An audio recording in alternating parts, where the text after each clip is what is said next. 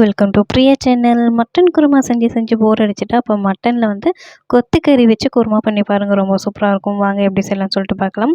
ஒரு கடாய் வச்சுட்டு எண்ணெய் ஊற்றிட்டு 2 டேபிள் ஸ்பூன் தனியாக போட்டுட்டு 2 காஞ்ச மிளகா போட்டுட்டு கூட வந்து ஒரு 10 பட்டை போட்டுட்டு கிராம்பு போட்டுக்கோங்க.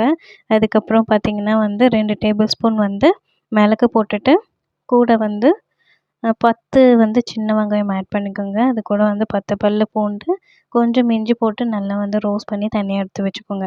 அதுக்கப்புறம் ஒரு குக்கர் வச்சுக்கோங்க. எண்ணெய் ஊற்றிக்கோங்க. ஹோல் ஸ்பைசஸ் எல்லாமே போட்டுட்டு 2 வெங்காயம் நல்லா சின்ன சின்னதாக கட் பண்ணி ஆட் பண்ணிக்கோங்க. அது வதங்க வந்து கொஞ்சம் 2 டேபிள் ஸ்பூன் வந்து உப்பு போட்டுக்கோங்க. மஞ்சத்தூள் ஆட் பண்ணிவிட்டு நல்லா வதக்குங்க.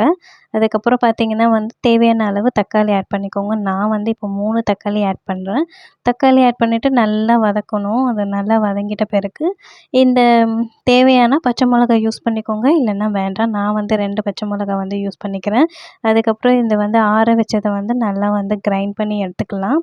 அதுக்கப்புறம் அரைச்ச விழுதை வந்து இதில் ஆட் பண்ணிவிட்டு நல்லா வந்து அந்த பச்சை ஸ்மெல் போகிற வரைக்குமே நல்லா வந்து வதக்கிட்டே இருங்க.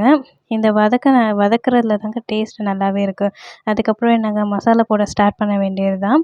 மட்டன் மசாலா இருந்தால் நீங்கள் வந்து அதை கூட நீங்கள் ஆட் பண்ணிக்கோங்க. நான் வந்து 2 table spoon mutton masala add பண்ணியிருக்கேன்.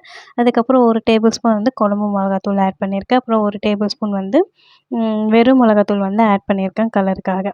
அதுக்கப்புறம் வந்து ஒரு அரை மூடி தேங்காவை வந்து நல்லா அரைச்சி விழுதாக வந்து போட்டுக்கோங்க. அது கூட சோம்பும் கசகசா ஆட் பண்ணிவிட்டு கூட வந்து இந்த கொத்துக்கறி வந்து நல்லா க்ளீன் பண்ணிவிட்டு இதில் ஆட் பண்ணிவிட்டு எவ்வளோ தண்ணி வேணுமோ நான் வந்து குருமா மாதிரி வேணும். அதனால் வந்து ஒரு சொம்பு வந்து தண்ணி வந்து ஆட் பண்ணிவிட்டு நல்லா வந்து ஒரு 4 விசில் கிட்ட வச்சுருக்கேன். நல்ல விசில் வந்தோன்னும் பார்த்திங்கன்னா ரொம்ப சூப்பராக இருந்தது. இதுக்கு வந்து காம்பினேஷன் இட்லி தான் ரொம்ப சூப்பராக இருக்கும்.